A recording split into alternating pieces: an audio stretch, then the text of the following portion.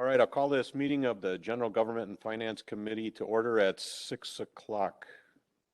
This meeting has been given public notice in accordance with section 19.83 and 19.84 Wisconsin statutes in such form that will apprise the general public and news media of subject matter that is intended for consideration and action. Roll call. All members are present. With that, we'll move on to item 3, approval of the minutes of August 16th, 2021. Move approval. Second. All right, we have a motion to approve. Discussion. If not, all in favor say aye. Aye. Aye. Opposed? Motion carries. Public comment. Is there anyone here for public comment tonight? Anybody online? No?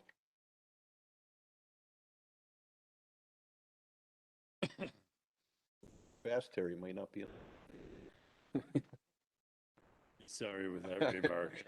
Yeah, I'm gonna regret that remark. That one. All right, with that, we'll move to new business item A, Wisconsin DNR Urban Forestry Grant Commitment. Motion to approve. Second. All right, we have a motion to approve. However, we will have some discussion from Scott Anderson. Sorry about that. Okay, well, I'll hit the high points here for you. Staff is working with Wachtell Tree Science to apply for an urban forestry grant.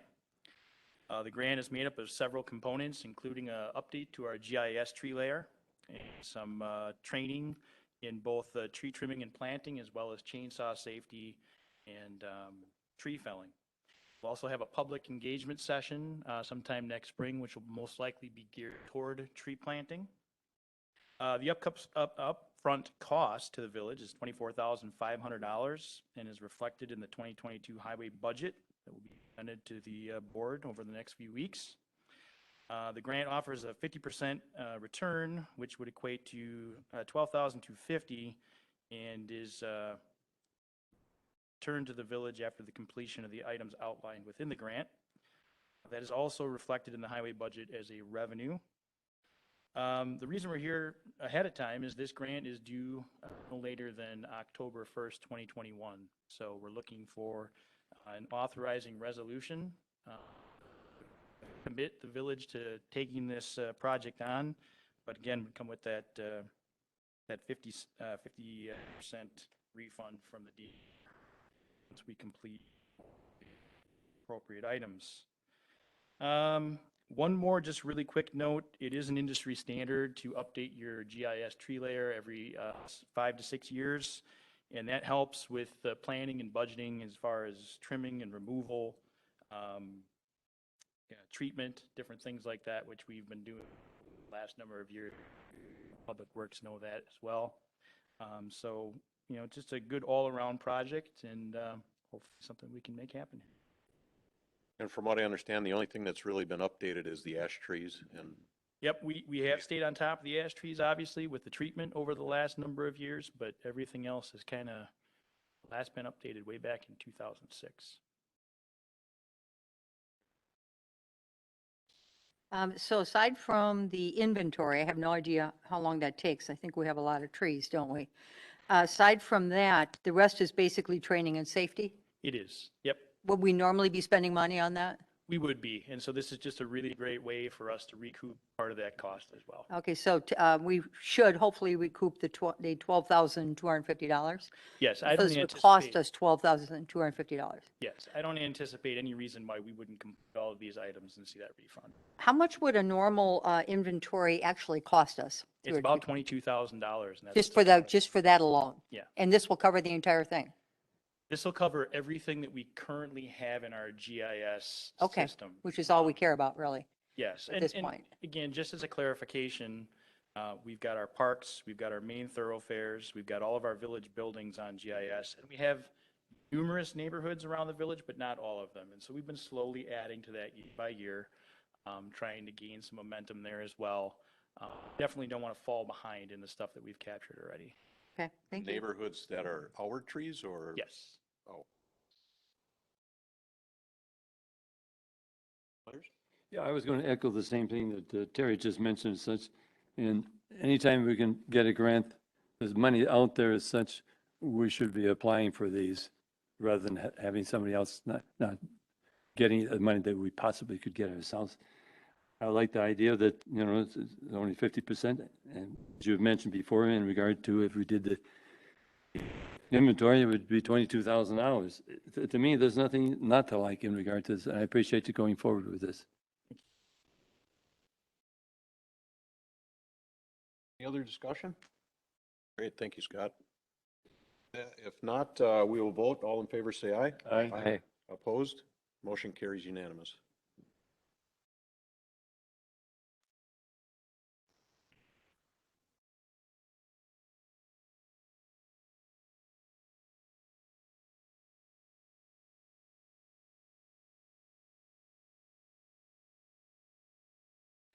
All right, we'll move on to item B, capital data presentation, IT management contract review.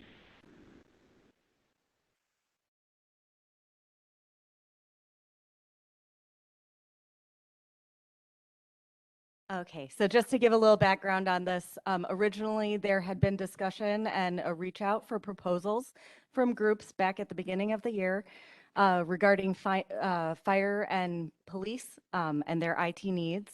It was then assessed that we needed to do more for the village as a whole. And so therefore we just recently put out another RFP, request for proposal, which went from July 20th to August 6th. We received 10 proposals.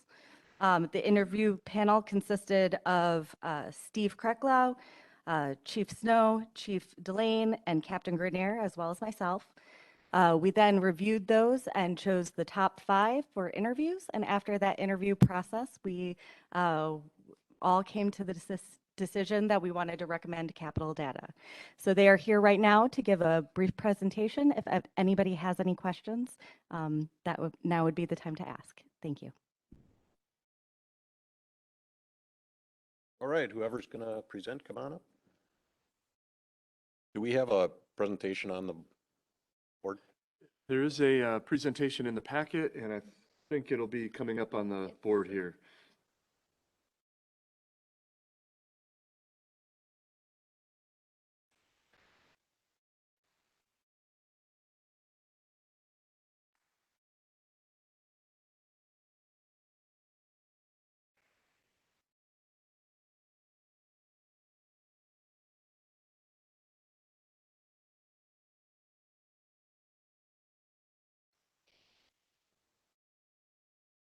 She can't do it.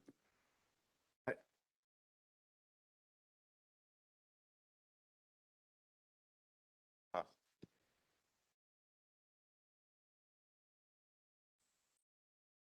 I think that'd be fine. Actually, when the red light is off, it's on. So it's kind of, You did fine. So thank you very much for entertaining Capital Data's bid to help you village with its technology needs. From an agenda perspective, we're going to go through some brief introductions of the 3 of us here today. We're going to take you through Capital Data, our approach to what we call data-driven architecture, as well as our signature services. Then from there, walk through our presentation that we gave on the RFP and see if there's any questions. So if that's great, without further ado, I'm Matt Shefflu, Director of Sales of Capital Data. I've been with the organization for 21 years and also am an owner of the organization. So really appreciate the opportunity. Alongside me is Craig Tomlinson. Craig is the Technology Director at Capital Data. And on the other side of Craig is Eric Laraquente. Eric is the manager of what we call signature services. And if we are successful in getting the opportunity, Eric would be your primary point of contact. So.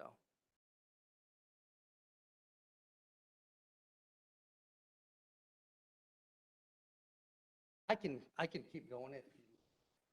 yeah, go ahead. So, Catch up. from a Capital Data overview, when we start to get the slides up, it's on slide 3, and there's a lot of bullet points there. And I'd be more than happy to talk about all of them. But the 3 primary things I think that you should know about our organized company. We're privately owned. We have offices in Brookfield, Appleton, as well as Madison. We've been in business for over 30 years, and we service over 300 customers within the state, and many of those customers also have global reach that we work. And go, if we could slide down to the next slide. That's all right. The technology portfolio slide. This is really, if we need to work with the village regarding any type of hardware replacement, these are truly best of breed technologies. We work with all these different manufacturers in the different areas, whether it's Dell, Veeam, Nutanix, Cisco, Capital Data's, and all these products were certified to sell, service, and install. So we won't really go much into this slide, but just wanted to give you an idea of the product portfolio in depth.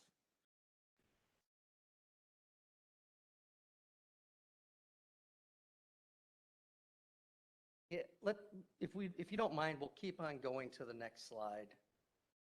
Back to the Capital Data slide.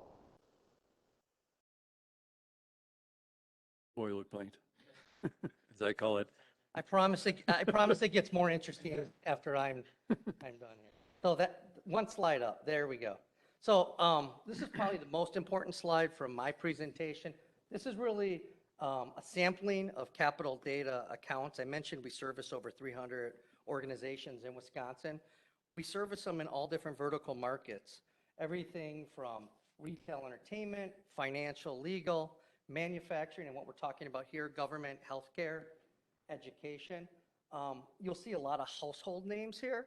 In this slide, as you go through, if there's any customers you'd like to talk to, these are all referenceable accounts. We can definitely put you in contact with them.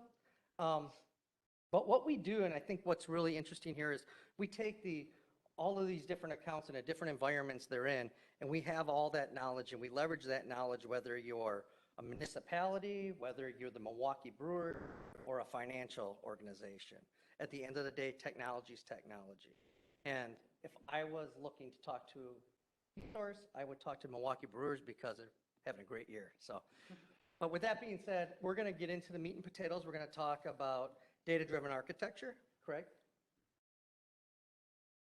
To the next slide, please. So I wanted to kind of give you guys an overview of versus our competition, and really the foundation of the. We've coined this term data-driven architecture. Really what that is we've built over the years defined processes and deliverables that we use to drive technology. So how we go about that is we collect data on customers' environments. So the technology.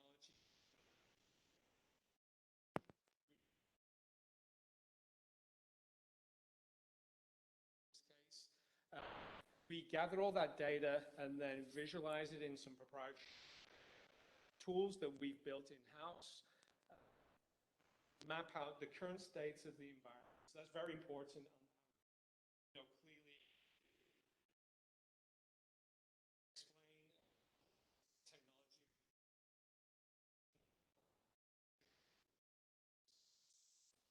So we gather the data, visualize it, and then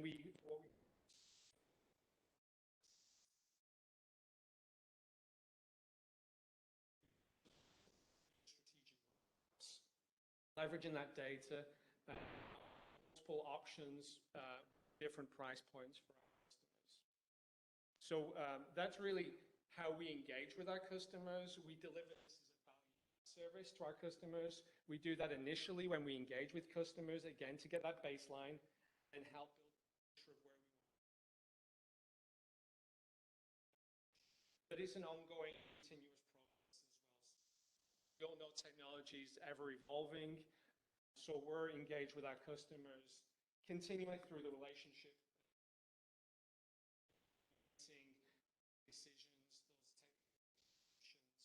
and pivoting as whether the technology changes or whether budgets or there's financial constraints, etc.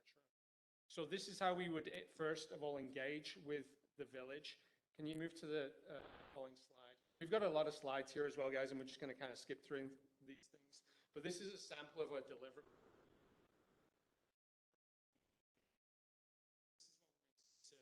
To really picture what the current state of technology village will assess the state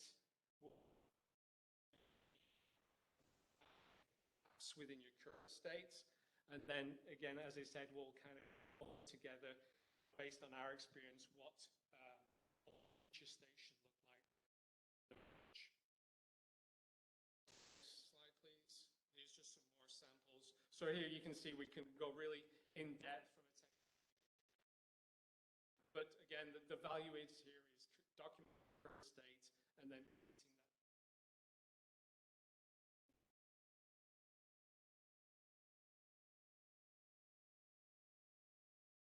So that's how.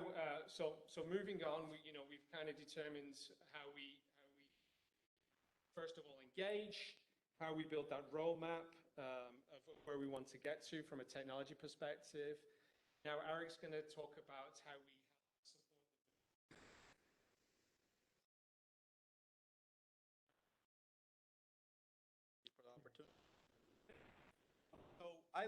So my name is Eric Lara-Quente, and I lead the Signature Services team, which is the managed services arm of Capital Data. I lead a group of individuals who are versed in many different technologies and have experience working in many different of all the environments that you just saw for customers that we.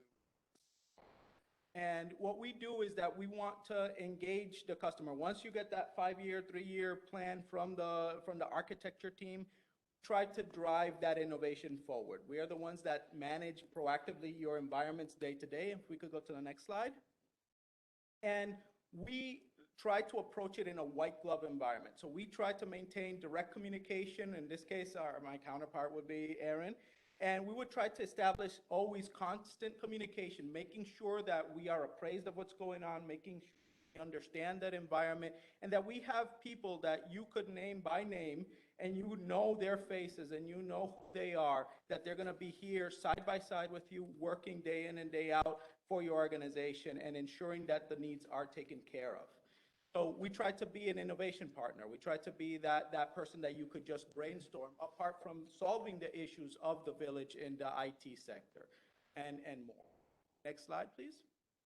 And like we said, we have proactiveness in our nature. So we have a number of deliverables, which that they're going to be part of our statement of work, and that we're going to always strive to meet month in, month out. So every technology has its life cycles. We try to follow manufacturers' best practices. We try to follow recommendations by industry standards, and also obliging any type of regulatory compliance or any type of audit criteria that we need to meet to ensure that you guys are protected, the whole village is, and that the assets that you're putting in our hands are well maintained and accurately worked on, available.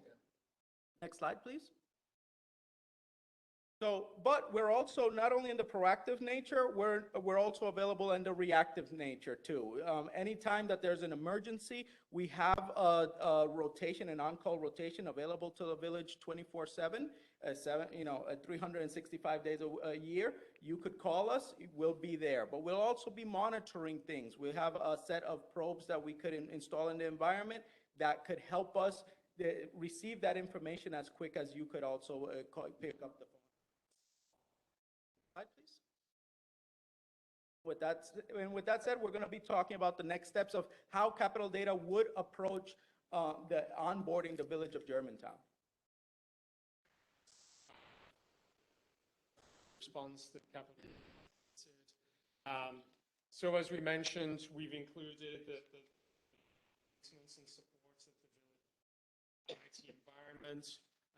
Also initially starts off process, and that will really paint the picture of where we need to go next. We've included some estimated costs of what a typical managed services engagement based on the information we've received as proposal. We always like to be fair with our customers. We provided estimates because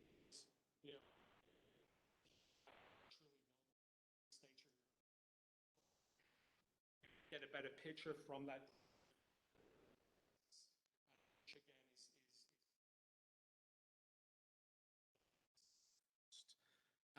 so included in the proposal, we have our standard managed services cost, which is the care and feeding of your environment, that support structure as well. We've included proactive monitoring. So we're actively monitoring. Again, we build in a proactive manner.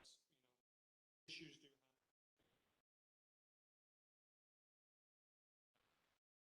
Actively. Also included solutions to proactively patch and secure. So again, that's an estimate. Expected to be any higher than what we put. This is a high level.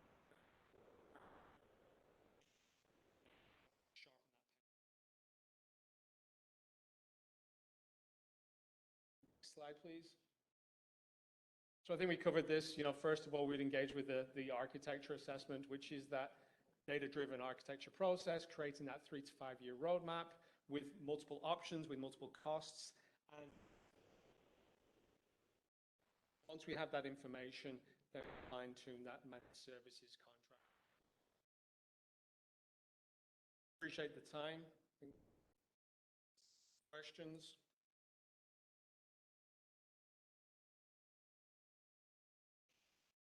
I'll start with one. We have a dedicated staff for this. Dedicated team of engineers that all report into. So the way capital data is structured is we have a sales team. Of contact for any sales-related activities. We have a dedicated team of architects, so they're doing the design, but like right or something like that. They will design the technology. Then we've got a dedicated team of engineers that will implement the technology, and then we've got a dedicated engineers that will maintain and support that. So specifically for your engagement, you'll have a number of engineers with all the contact details that they'll build a relationship up with Aaron, Steve.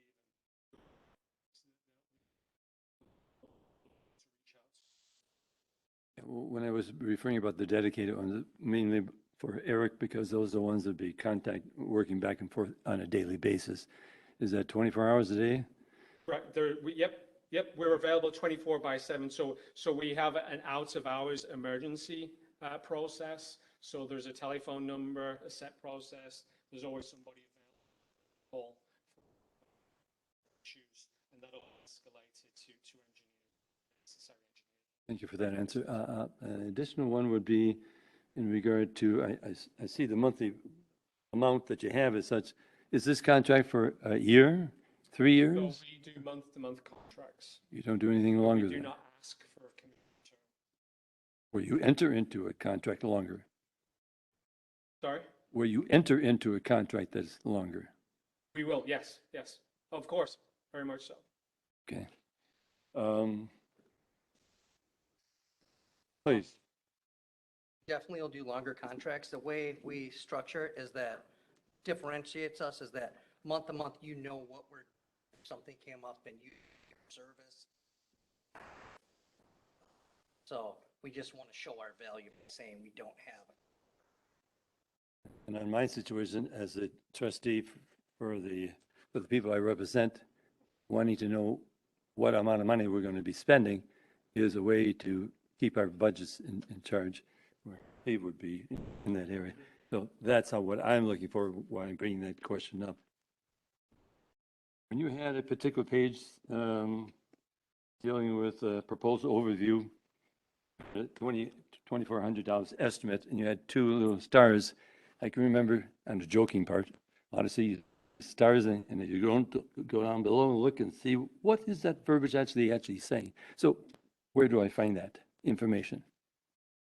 I'm sorry. The one that's the estimate, And the estimate, and you had 2 stars to the right of it. Yeah, that, the asterisk is just an estimate. It's a type, because that line item's time and materials. So we're saying and actually we spoke to Aaron and Steve and the team, is there was no metric of how many support tickets the village is submitting on a monthly basis. So we can't, cost for that Okay, support. So we're saying, to be fair to the village, we'll charge you on fine. On that particular, it explains it. And thank you on that part. A lot of times we've heard in the past in regard to different villages and so on and so forth, being hacked and so on and so forth. Give me a detailed aspect of what your company does in monitor, in whatever per se.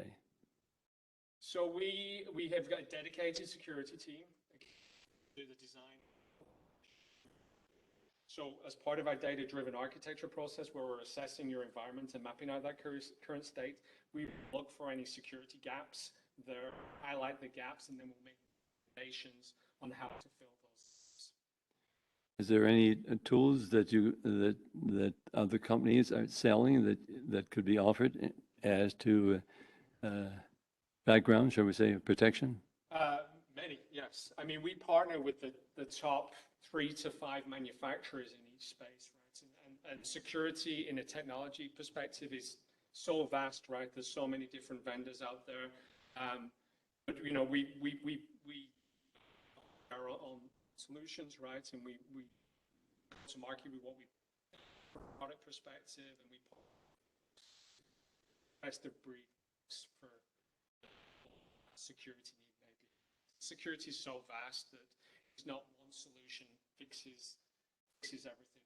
So our approach from a security perspective is it's based on a layered approach, right? So, you know, we always recommend that the basic security best practices and a security roadmap in alignment with your IT, you know, the rest of your IT roadmap, which is kind of is a layered approach to enhancing the security.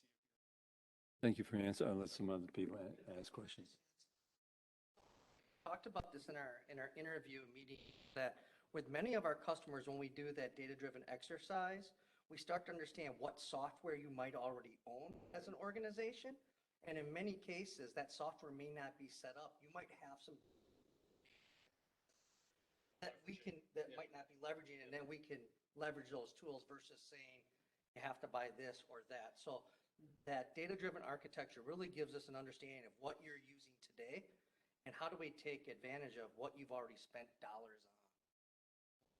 And the last thing to add to that, because there are cyber attacks that happen every day, all the time, if something does happen, that's truly when Eric's team gets involved. They have a process and a protocol of what they do. They work with whoever our people are in this case. And we can walk you through the process and procedure. And it all depends upon how you're being attacked. But it's truly something that happens all the time. And we're proactive in nature as well, right? So if it is,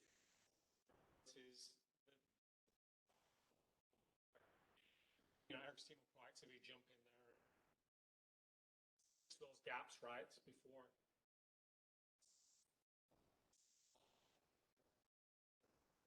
That is one thing that times where we have all the technology deployed, but that one user click.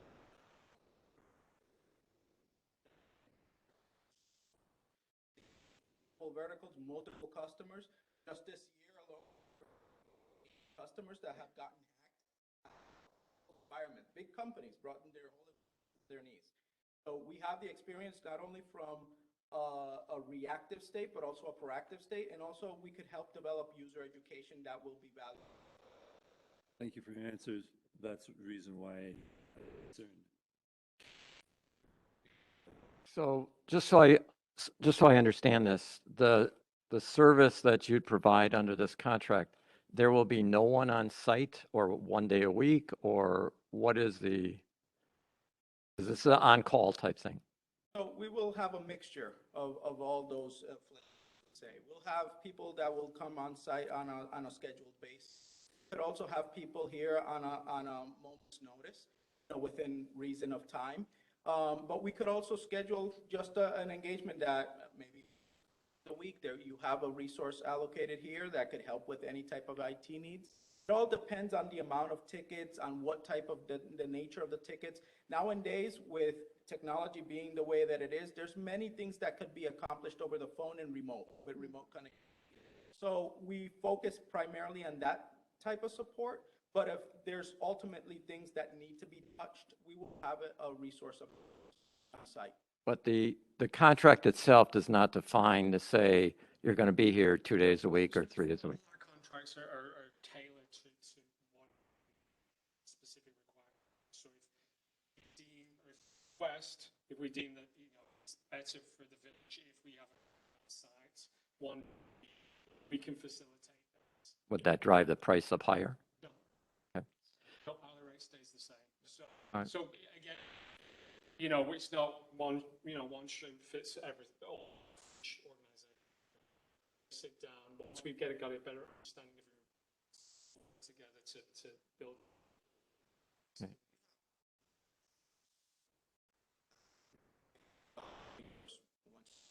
And, At their location.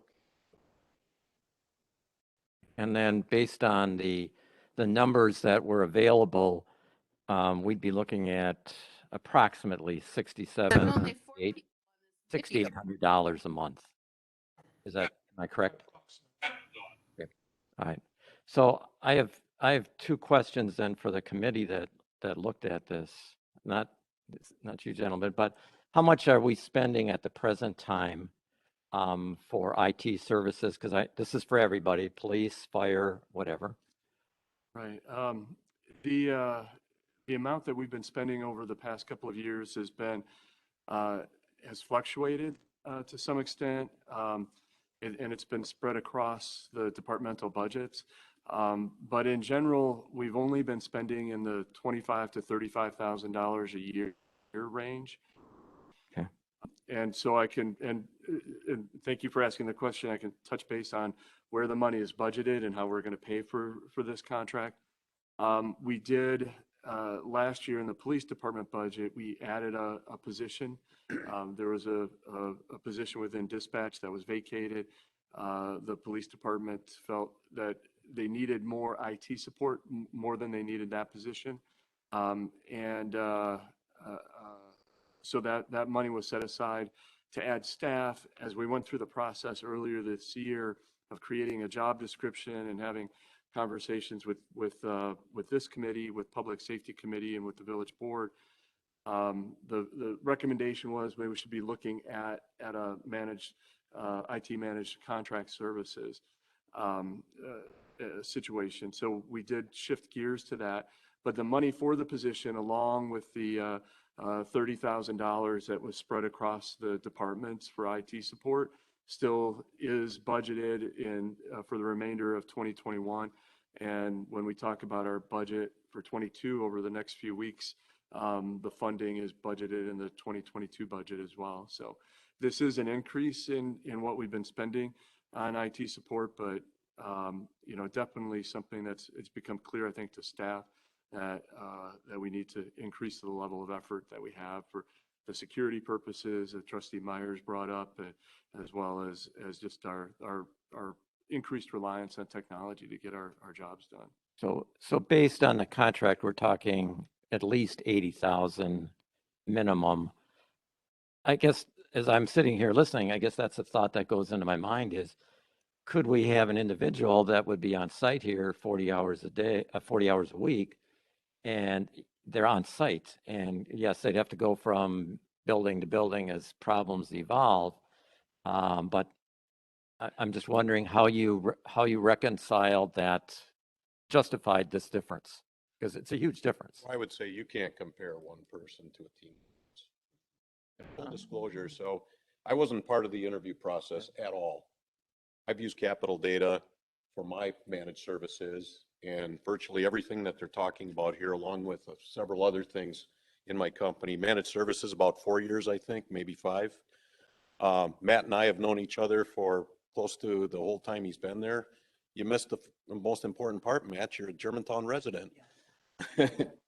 But anyway, it's just a happy coincidence that I've been utilizing them. And like I said, when you bring a team on like this, you can't compare to one person and have that salary, have one person do all of that. Just doesn't compare. The other thing that was mentioned was about on-site versus off-site. They do about 95% of my support off-site. I mean, it's pretty rare that you guys got to come to my office, but you do when you need to. So I'm very comfortable with this, obviously. Well, I understand you can reach out remotely, et cetera, and get on everybody's machine. But I guess the other question, the last question I have for you is you had the certain levels of service, you know, there was like 3 of them, I guess, what warrants somebody coming out right away or within so many hours or whatever. If I remember reading that in your proposal. Yeah, and I'm just trying to look at, is that the same whether it's a corporation, a nonprofit, a municipality, or, you know, municipalities have different needs, and when there's taxpayers here needing something, or, you know, how does that service work, or how will we be getting that? Say that is based on criticality, right? There's a disruption to a service with services. It just depends on the severity. SLAs were the same.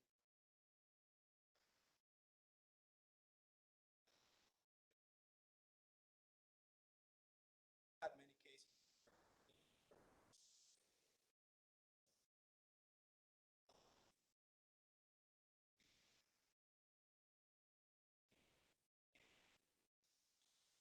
At the same time, we'll just while you're getting other side ready to serve. So just mentioned, it all depends on the. Well, The customer determines the severity. It's not for us to. correct, but you know what I'm referring to in the contract under number 5, you have service level agreements. Okay, so my question is that the same basically for all types of customers? Yeah, I think the response time is the same. Yes. Okay. I would say because it's a very aggressive response time. But again, I would say customer's responsibility to customer tells us what the severity is. It shouldn't be. But you're going to tell us how fast you're going to get out here to fix it or fix it internally. Yep. Okay. If I could just, oh, okay. You and Todd.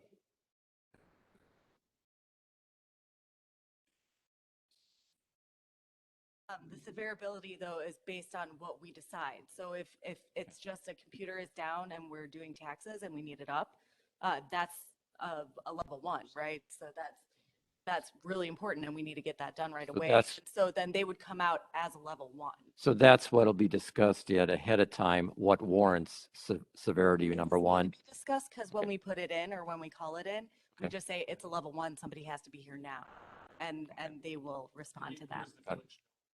Right. Okay. And we'll know that this is down, I need it now. Or if my one printer is down, that doesn't need to happen now. You know what I mean? So just, it's us making that determination. And we can decide internally too, if they want me to make that determination or if it's a department head determination. So we can have that discussion and make sure. Yeah. So we do have customers where they actually provide a list of technologies or systems deemed critical, right? So we know, if we receive an alert from said system, we know it's critical to you guys. So we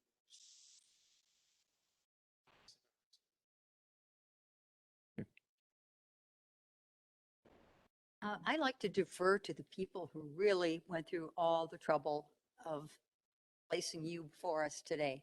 So I see Chief Snow is gone, but was the police chief and the fire chief, that's where this all began. Were they comfortable with us? Okay, and all their needs are being met. And then Steve, I defer to you. You're comfortable with this as far as looking at so many firms? And I agree, having a firm and not a person is very important. Yes, I'm very comfortable with this.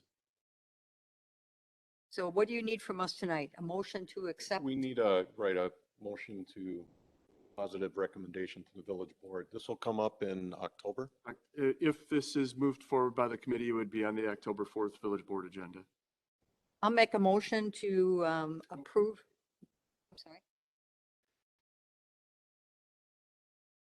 As I've been going through your contract, I'm not seeing any reference to any of the specific public safety software, Pro Phoenix, for example, or their RMS system, those types of things. Do you guys have experience with that? And if not, how do you address the needs that the police department has for those Sure. types of products? Yeah, we'll never admit to being experts in those specific technology applications, right? We're IT guys, right? What we do is we know the structure that those applications, those critical applications run on. We know how to design them and support them. We're never, application specialists. That's where we would engage with the vendor on your to, ensure that the is fully functional.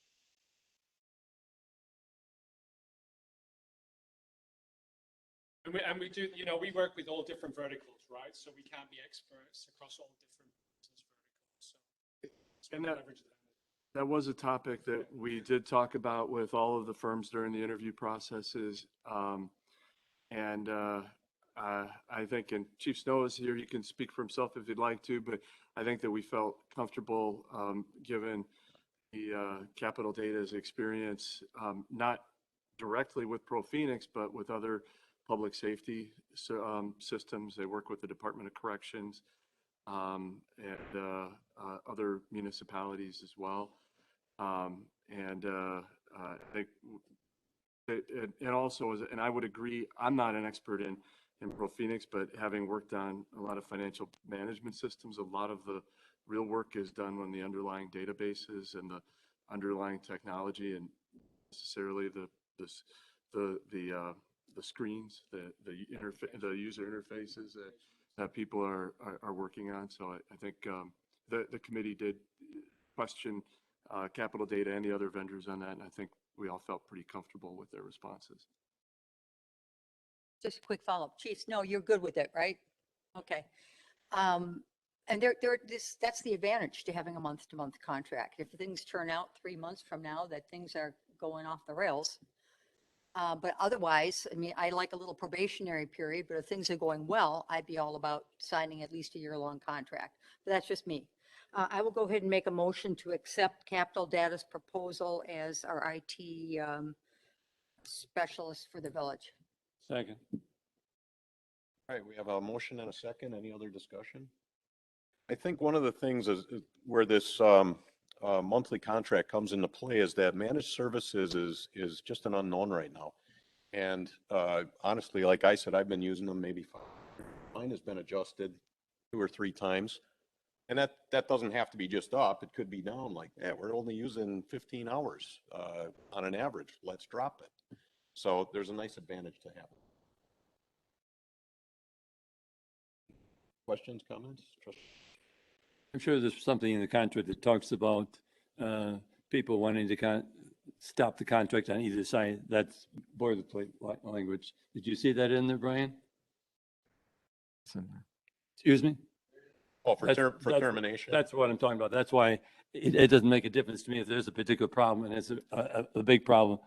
But here again, just repeating myself, agree with a probationary period to see where both sides get yourself going, have a plan for us, and so on and so forth. And then if the administration wants to go with the contract, I'm sure I would like to see that if that be the case. In regard to what you were talking about before, Bill, you also said that if you see something, you said before, it's up to us to bring it to your attention, but if you see something that you would be bringing it to us, correct? Is that correct, Eric? Right. And in those cases, we will call the appropriate resource and we'll start to contract, and once we have that gauge, we'll Thank you. I don't have anything further. All right, any further discussion? Not all in favor, say aye. Aye. Opposed? Motion carries. Thank you, gentlemen.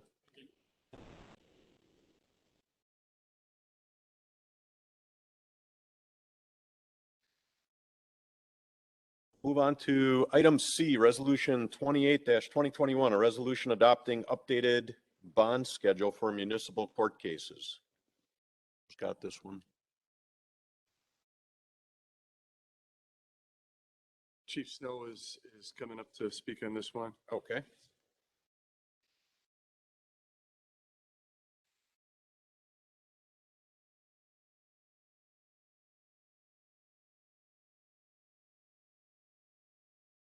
Mid-Marine is looking to update the bond schedule. I don't believe they've done that since 2016. So this is something they're looking for consistency across all the municipalities that they serve. This just brings us in step with everyone else pretty much. Of course, I just got froze up. I think generally speaking, the first offenses went up 25 and then 35 from there. It brought the theft ordinance more in line with the retail theft. There was a kind of a discrepancy between those bonds, and this schedule kind of takes care of that. That's kind of what we're looking at. They're looking to have this effective October 1st. All right, committee, any questions? Motion to approve. I'll second.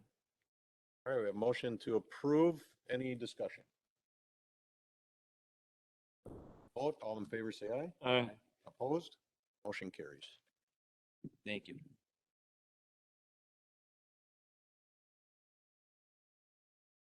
Item D, redistricting and the ward maps.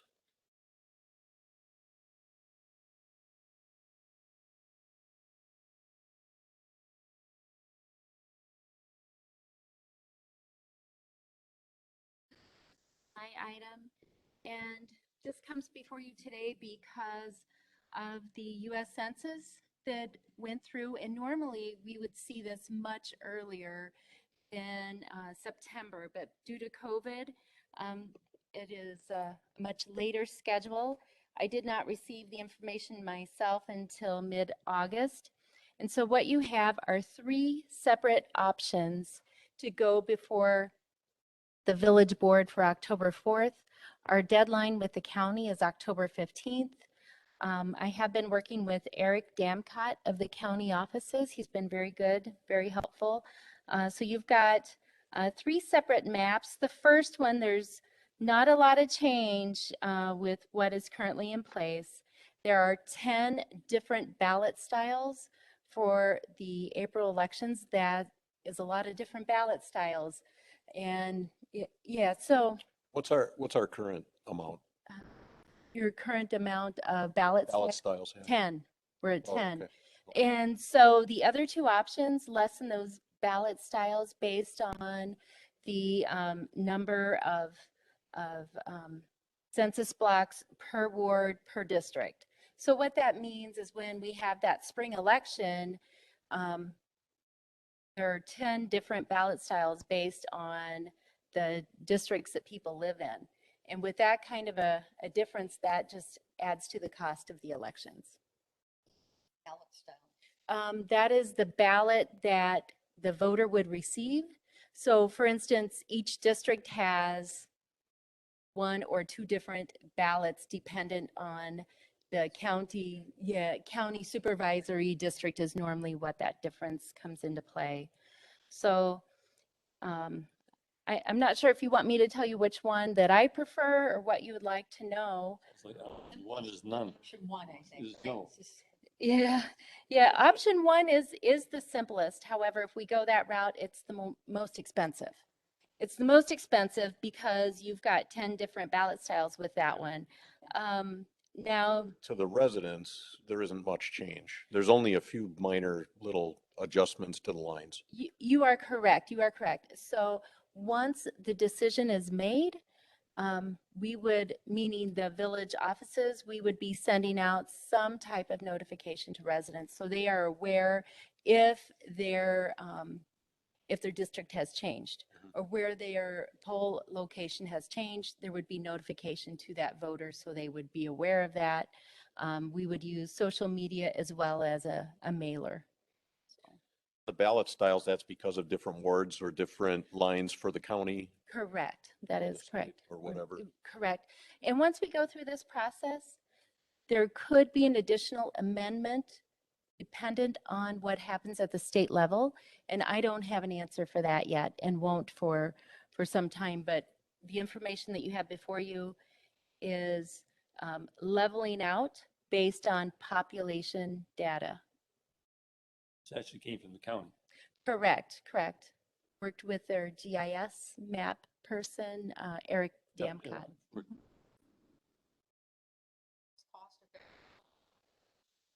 Option 2. It is due to, I'm looking at the green area of the map and how that is divided up rather than going right down the middle of a subdivision. You'll see over there where there's kind of a boot.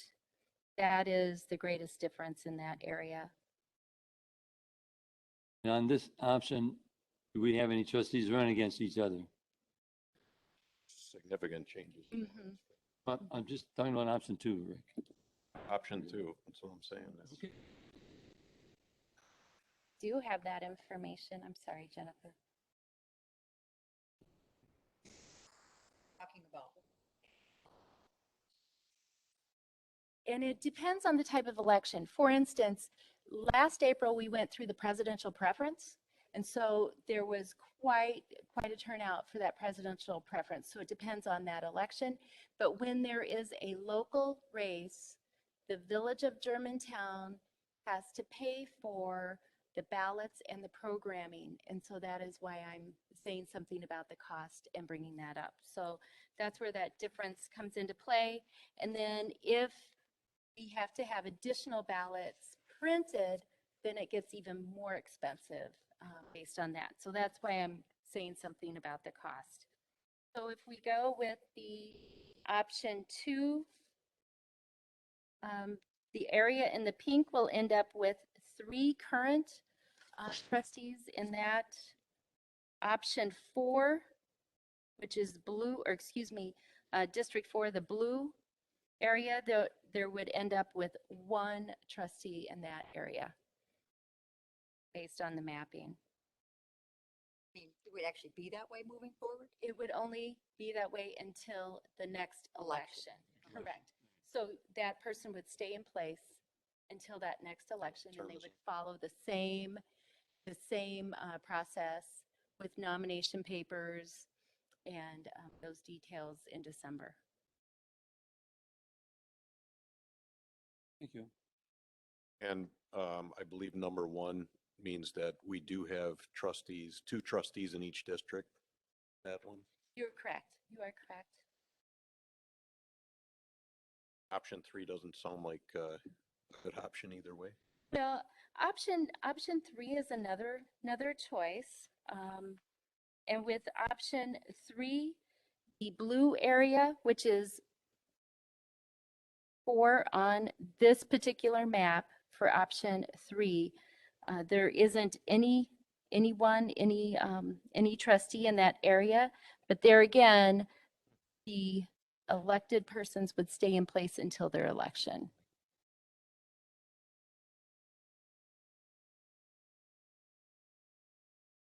How much change is it for residents with their new voting locations? Good I question. think that's probably the most important thing. Correct. So option 1, less change overall. Most expensive, but less change. And most expensive, how much? It would depend on the election. I'm sorry, I don't have Max from practically nothing to blank. $3,000.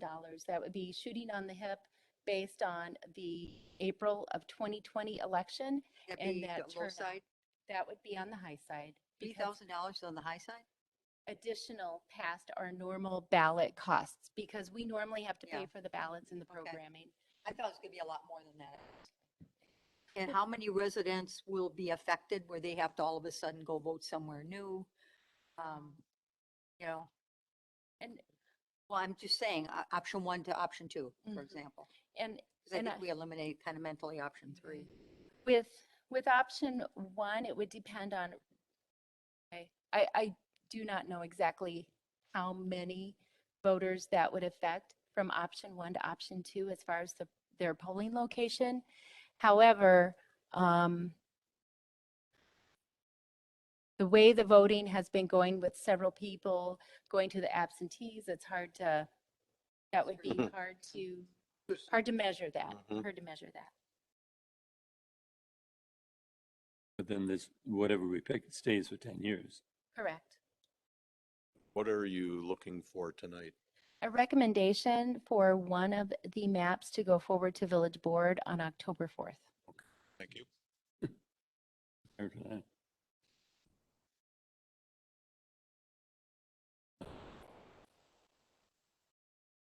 By October 4th, so we have to do something.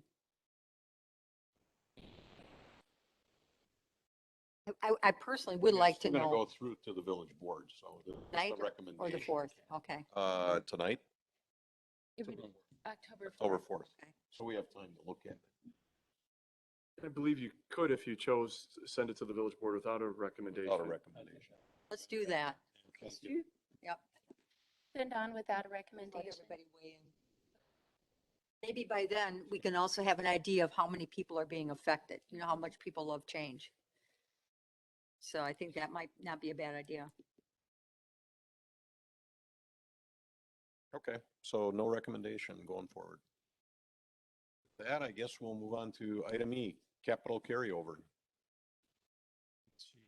That's it. So what I placed on the table was capital carryover. The very last item is for the completion of a patrol truck. Superintendent Anderson came forward and said that this item needs to be included with our carryover for the completion of a patrol truck that is partially paid for in 2020 and the remainder would be in 2021. Do we have that now? Yeah, the truck was ordered, but has not been delivered yet. Oh, okay, that's what I meant. Supposed to do something? This is, we're looking for the committee to make a motion to approve this carryover. It was, when we did the carryovers earlier in the year, this was one item that was inadvertently omitted. And, but when we got further along in the ordering process, we realized that. Yeah, so this is just more of an update, just adding that one item. Yeah. Motion to approve. Second. All right, we have a motion, any discussion? Not all in favor, say aye. Aye. Opposed? Motion carries.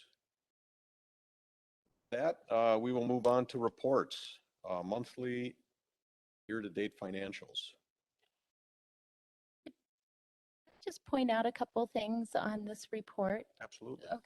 I just wanted to show that page 92, it's in your packet. That shows the year-to-date actual compared to budget for the general fund. So if you're looking for where we're at with expenditures, we're at about 60% of the expenditures, so you can see where that is at. That's something that you're looking for.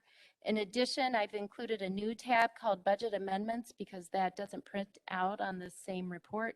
So you can see that as well. It's a tab on the report itself, Thank you. page 150.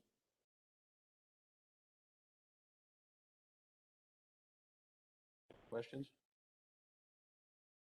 Not, we will move to health and dental plans. So again, if I can just help you a little bit, it's a lot of information, but It's hard to find this stuff. so- yeah, Yes. page 147 of your packet shows where the health plan is to give you an idea of where that is at currently, as that's going to be coming up through the budget process as well.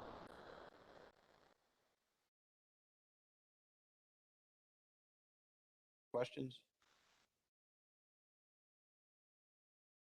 Item B, impact fees and financial reports. Impact fees, I guess.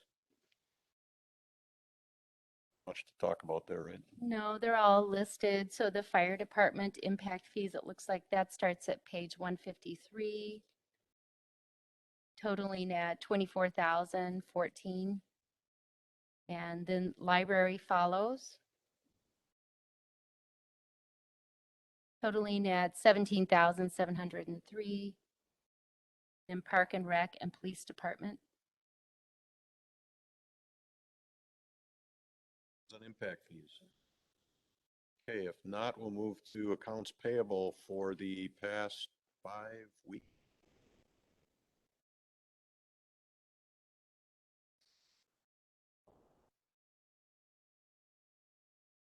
Okay, debt payment report, item D.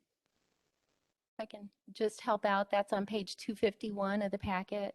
It also has a tab. Yeah, that's good.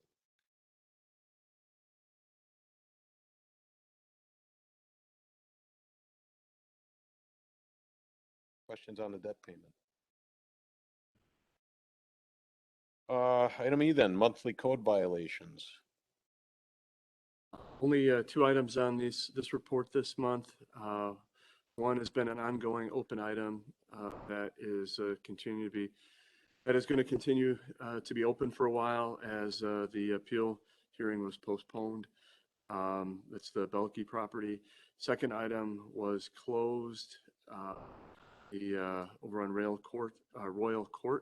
The issue was resolved and the item was closed. Stuff is gone.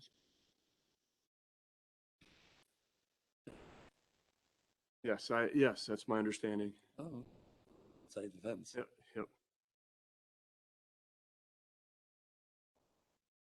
This is capital improvement projects.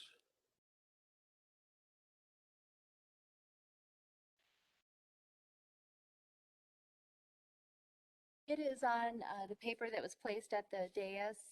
You'll see some updates out to the right based on what was approved before. So there's some updates on there.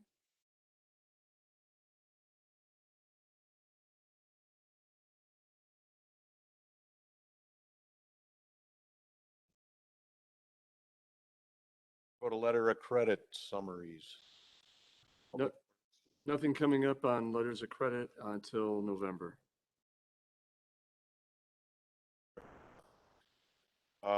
Then item H, summary of village contracts.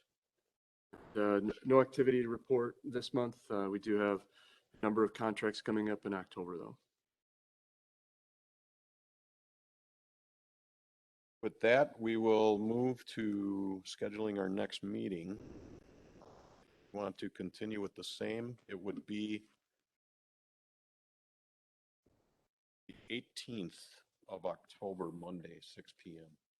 Work? I work with everybody, staff? Great. So with that, we will adjourn the meeting at 7:03 p.m.